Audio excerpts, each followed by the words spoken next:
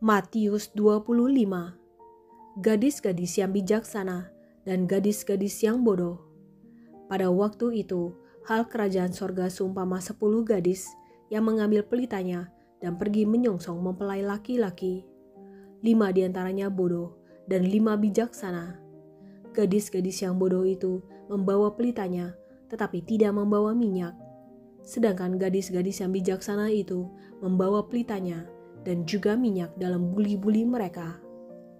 Tetapi karena mempelai itu lama tidak datang-datang juga, mengantuklah mereka semua lalu tertidur. Waktu tengah malam, terdengarlah suara orang berseru, "Mempelai datang, songsonglah dia." Gadis-gadis itu pun bangun semuanya, lalu membereskan pelita mereka. Gadis-gadis yang bodoh berkata kepada gadis-gadis yang bijaksana, "Berikanlah kami sedikit dari minyakmu itu, sebab pelita kami hampir padam." Tetapi jawab gadis-gadis yang bijaksana itu, "Tidak, nanti tidak cukup untuk kami dan untuk kamu. Lebih baik kamu pergi kepada penjual minyak dan beli di situ." Akan tetapi, waktu mereka sedang pergi untuk membelinya, datanglah mempelai itu dan mereka yang telah siap sedia masuk bersama-sama dengan dia ke ruang perjamuan kawin. Lalu pintu ditutup. Kemudian datang juga gadis-gadis yang lain itu dan berkata, "Tuan, Tuan, bukakanlah kami pintu." Tetapi ia menjawab, "Aku berkata kepadamu, sesungguhnya aku tidak mengenal kamu. Karena itu, berjaga-jagalah, sebab kamu tidak tahu akan hari maupun akan saatnya." Perumpamaan tentang talenta.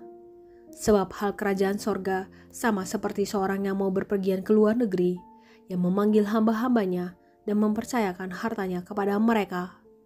Yang seorang diberikannya 5 talenta, yang seorang lagi 2, dan yang seorang lagi 1, masing-masing menurut kesanggupannya. Lalu ia berangkat.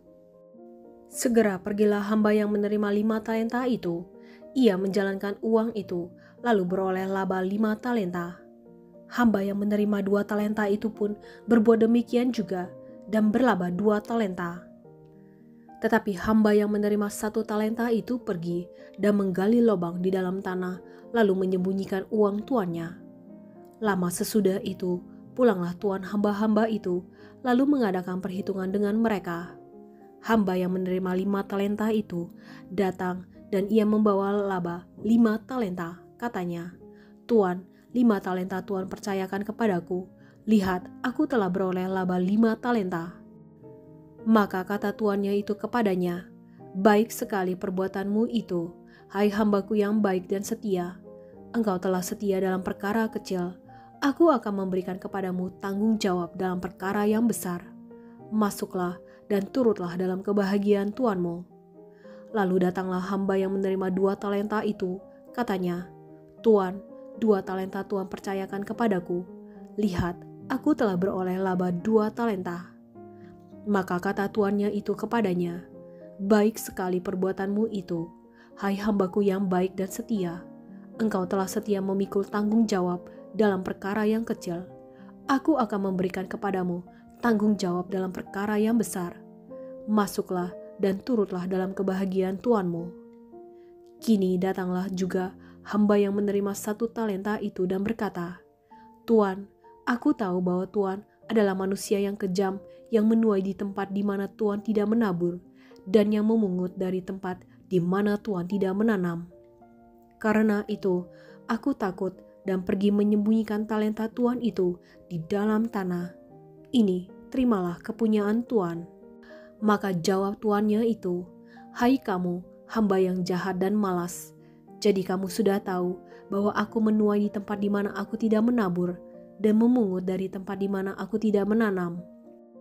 Karena itu, sudahlah seharusnya uangku itu kau berikan kepada orang yang menjalankan uang, supaya sekembaliku aku menerimanya serta dengan bunganya. Sebab itu, ambillah talenta itu daripadanya dan berikanlah kepada orang yang mempunyai 10 talenta itu. Karena setiap orang yang mempunyai, kepadanya akan diberi, sehingga ia berkelimpahan. Tetapi siapa yang tidak mempunyai, apapun juga yang ada padanya akan diambil daripadanya. dan campakkanlah hamba yang tidak berguna itu ke dalam kegelapan yang paling gelap. Di sanalah akan terdapat ratap dan kertak gigi. Penghakiman terakhir. Apabila Anak Manusia datang dalam kemuliaannya dan semua malaikat bersama-sama dengan Dia, maka Ia akan bersemayam di atas tahta kemuliaannya. Lalu semua bangsa akan dikumpulkan di hadapannya, dan Ia akan memisahkan mereka seorang daripada seorang, sama seperti gembala memisahkan domba dari kambing. Dan Ia akan menempatkan domba-domba di sebelah kanannya dan kambing-kambing di sebelah kirinya. Dan Raja itu akan berkata kepada mereka yang di sebelah kanannya, "Mari, hai kamu yang diberkati oleh Bapa-Ku, terimalah kerajaan yang telah disediakan bagimu sejak dunia dijadikan. Sebab ketika aku lapar, kamu memberi aku makan. Ketika aku haus, kamu memberi aku minum. Ketika aku seorang asing, kamu memberi aku tumpangan. Ketika aku telanjang, kamu memberi aku pakaian. Ketika aku sakit, kamu melawat aku. Ketika aku di dalam penjara, kamu mengunjungi aku." Maka orang-orang benar itu akan menjawab Dia, katanya, "Tuhan, bila manakah kami melihat Engkau lapar dan kami memberi Engkau makan, atau haus dan kami memberi Engkau minum? Bila manakah kami melihat Engkau sebagai orang asing dan kami memberi Engkau tumpangan, atau telanjang dan kami memberi Engkau pakaian? Bila manakah kami melihat Engkau sakit atau dalam penjara dan kami mengunjungi Engkau?" Dan Raja itu akan menjawab mereka, "Aku berkata kepadamu, sesungguhnya segala sesuatu yang kamu lakukan untuk salah seorang dari saudaraku yang paling hina ini, kamu telah melakukannya untuk aku." Dan Ia akan berkata juga kepada mereka yang di sebelah kirinya, "Enyalah dari hadapanku, hai kamu orang-orang terkutuk, enyalah ke dalam api yang kekal yang telah sedia untuk iblis dan malaikat-malaikatnya. Sebab ketika aku lapar, kamu tidak memberi aku makan. Ketika aku haus, kamu tidak memberi aku minum. Ketika aku seorang asing, kamu tidak memberi aku tumpangan. Ketika aku telanjang, kamu tidak memberi aku pakaian. Ketika aku sakit dan dalam penjara, kamu tidak melawat aku." Lalu mereka pun akan menjawab Dia, katanya, "Tuhan, bila manakah kami melihat Engkau lapar atau haus atau sebagai orang asing atau telanjang atau sakit atau dalam penjara dan kami tidak melayani Engkau?" Maka Ia akan menjawab mereka, "Aku berkata kepadamu, sesungguhnya segala sesuatu yang tidak kamu lakukan untuk salah seorang dari yang paling hina ini, kamu tidak melakukannya juga untuk aku."